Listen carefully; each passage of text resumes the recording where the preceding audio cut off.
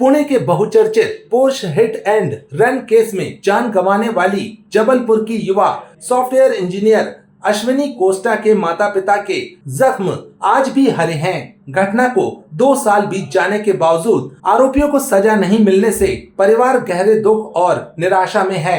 बेटी की याद आते ही मां ममता कोस्टा की आंखों से आंसू छलक पड़ते हैं और वे इंसाफ की गुहार लगाती नजर आती हैं। ममता कोस्टा ने भावुक होकर कहा कि अगर आज अश्विनी जिंदा होती तो पता नहीं हमें कहां रखती, कैसे संभालती, लेकिन हमारी बेटी हमसे छीन ली गई और अब तक हमें न्याय नहीं मिला।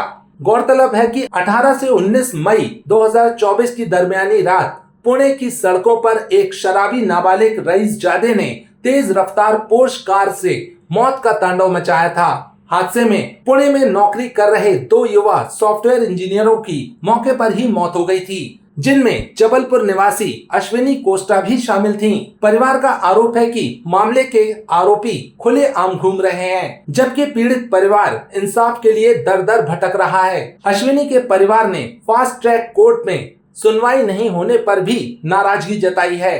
परिवार का कहना है कि मौजूदा हालात में यह कहना मुश्किल है कि उन्हें न्याय मिलेगा भी या नहीं। मृतका की मां ममता कोस्टा ने कहा कि आरोपियों के नाबालिग होने का हवाला देकर लगातार जमानत दी जा रही है, जिससे अपराधियों के हौसले बढ़ रहे हैं। उन्होंने कहा कि अगर ऐसे मामलों में सख्त सजा नहीं होती तो अपराध भी बढ़ेंगे।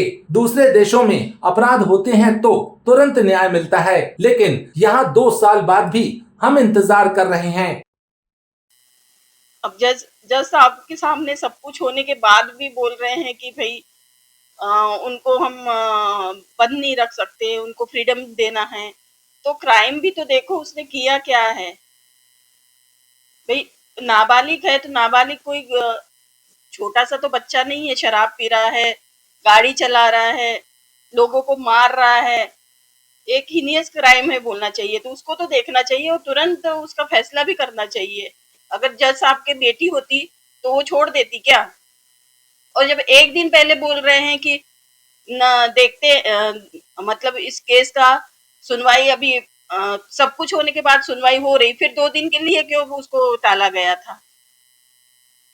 तो इसमें तो झालमुल हो ही रही है ना।